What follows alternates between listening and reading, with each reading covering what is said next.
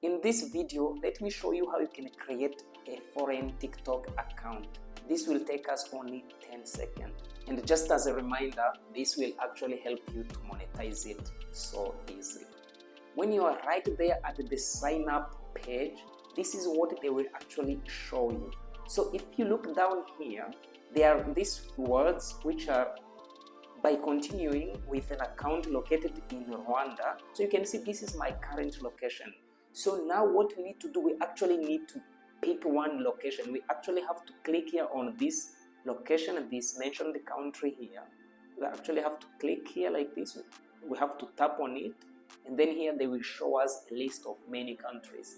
So depending on which country you would like to select, or which country you would like to choose your TikTok account to be in, that country you have to select from this list here. So I can search, for example, United Kingdom, and then I will select this one. So you can see that on our text below here, it has been changed by continuing with an account located in United Kingdom. Once it's showing like this, you can just go ahead with the normal sign up process, and it will be the same as the one created in United Kingdom. So I hope this video has helped you. If it has really helped you, don't forget to hit the subscribe button.